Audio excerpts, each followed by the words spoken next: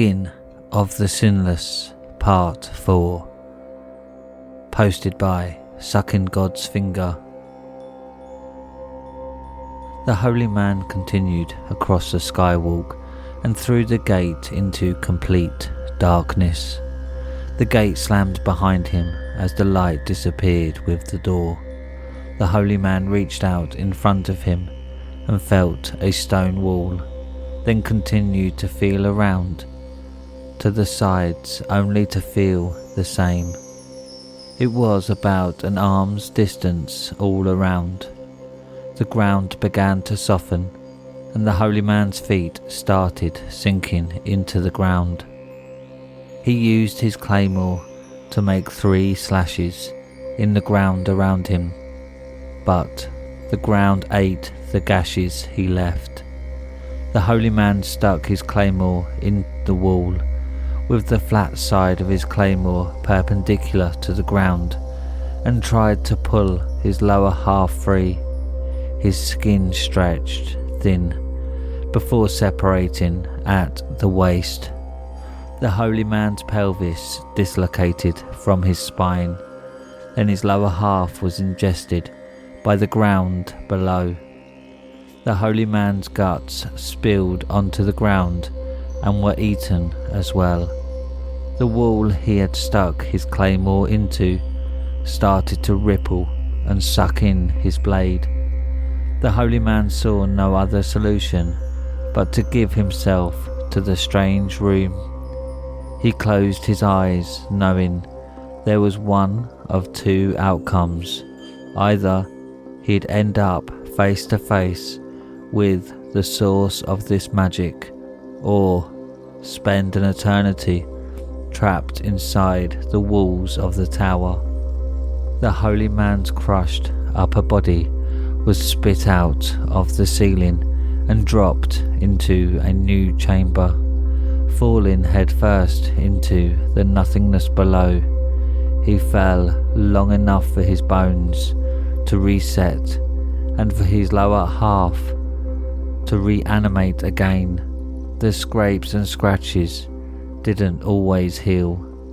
He wasn't sure if it wasn't a reminder of his duty or the life that was left behind centuries ago, when he was still human.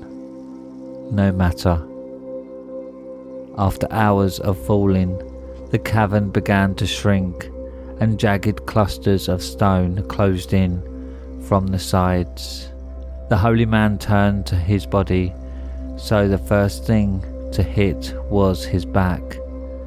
He struck a set of jagged stone with his back, splitting it open and making his body go limp.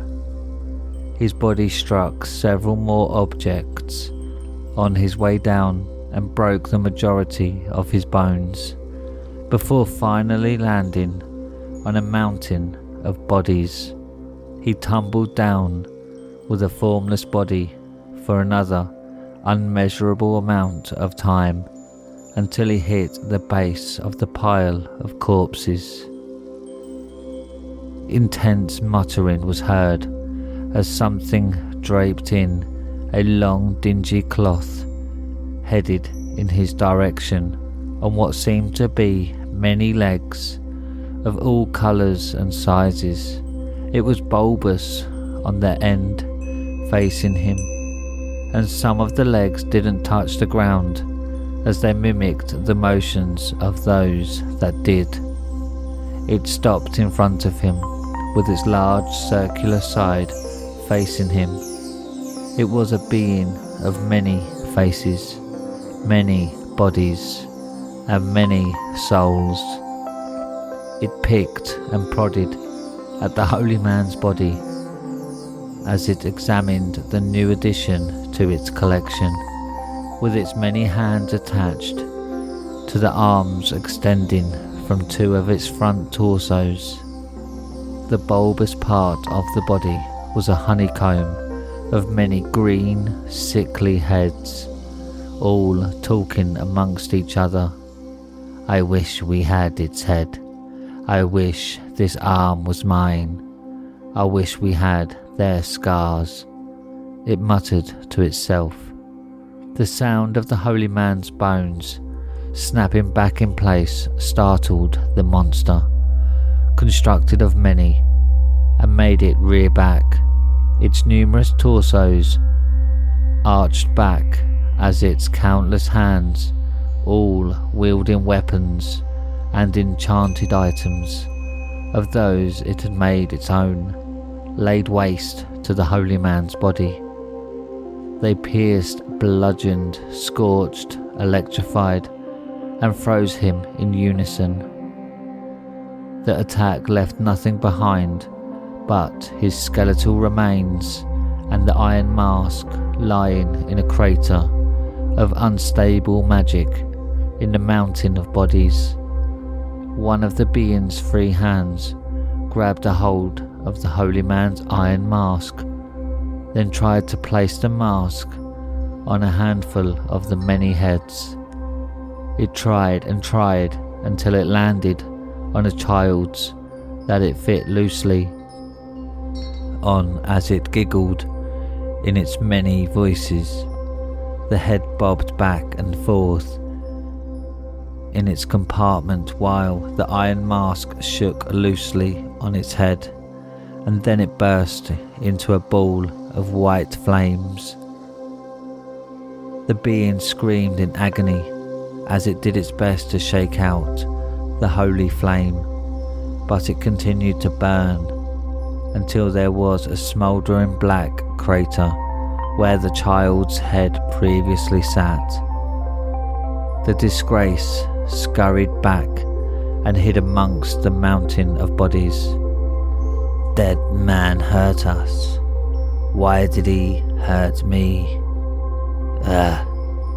More pain, please, cried the many faces as they watched the holy man begin to reanimate from the inside of the iron mask. The being crawled up next to him and watched the process unfold before its many sets of eyes. When the holy man was finally whole, he thrusted his claymore at the beast and stabbed it through one of its chests. He then ripped his blade out its side and separated it from the rest of its body. It screamed in pain as it trampled the holy man with its many feet, and his body was broken once again. The being used one of its free hands to pick him up and place the holy man's limp body against its own. The entity's body absorbed the holy man's trampled body before he could regenerate. As he merged with the monstrosity, the being's torso made space and integrated the holy man's body into itself. The holy man's arms moved along the body until they fell in place alongside the other countless limbs. His head made its way up through the torso and forced itself through the black crater left behind from the previous head. The holy man felt his mind start to be corrupted with thoughts of another. We take what I want. What I need is what we must have. Embrace envy and have everything. Envy was trying to forcefully piece together the torso that the holy man had severed, but the portion that his blade had cut through rendered it useless. Why does this body not work? I want it back. This isn't fair. The beast cried as the holy man's head jerked amongst the many. All the faces of envy looked to the holy man's head that violently seized in place. Why? The holy man's head came to a halt, turned into stone and crumbled inside the iron mask.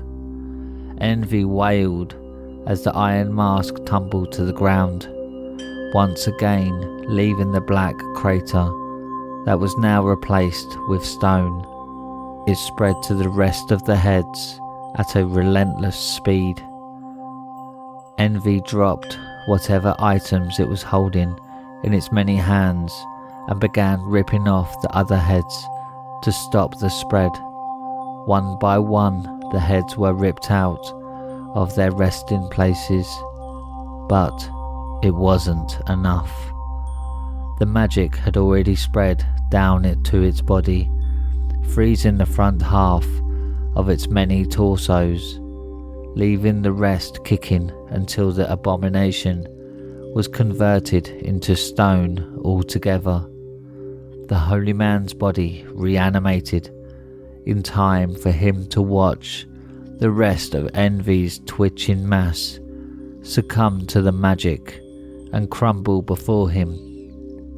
The word envy illuminated all over his body, then faded away, exposing more clear skin, hiding underneath the scar tissue of sin, while another tear fell from under his mask.